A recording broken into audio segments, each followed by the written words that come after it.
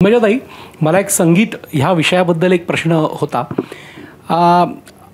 शास्त्रीय संगीत आणि सुगम संगीत या दोन्हीमध्ये तुम्ही खूप काम केलेलं आहे।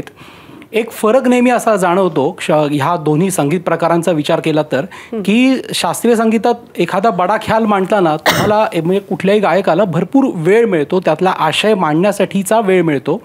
सुगम संगीतामध्ये 2 कडव्यांचं 3 कडव्यांचं गाणं असेल ते तुम्हाला 4-4.5 मिनिटात गाणं तोच भाव तेवढ्याच लिमिटेड वेळात मांडायचा आहे। गायकासाठीचं हे आव्हान कसं असतं?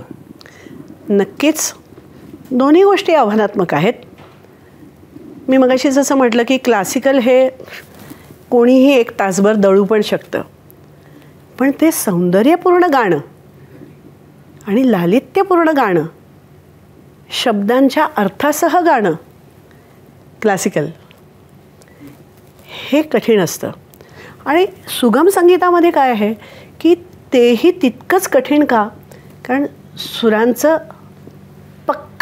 पक्का सूर असायला पाहिजे आणि तो कशामुळे होतो? क्लासिकलमुळे होतो। आणि तुमचं भरपूर वाचन असेल तर तुम्ही त्यात बुडून गाता, तो कवी तुम्हाला कळला पाहिजे। आता विंदा करंदीकरांनी जसं सर्वस्व तुझला वाहुनी लिहिलेली आहे, विंदा स्त्री जरी नसले तरी स्त्रीची भूमिका त्यांनी जी काही मांडलेली आहे त्या काळी ते अलौकिकच आहे। पण ती समजून घेण्यासाठी विंदा काय आहेत किंवा इंदिरा संतसुद्धा काय आहेत, ही मी त्यांची सगळ्यांची पुस्तकं, रामायणांची, दिवे लागले रे, हे सगळी पुस्तकं आणून माझं सगळं संसाराचं रात्री आटोपलं की रात्री 12 ते 3 हे माझं वाचन त्यावेळेला व्हायचं। आदित्य लहान असताना हे दोघे झोपले की मी ते वाचायचे।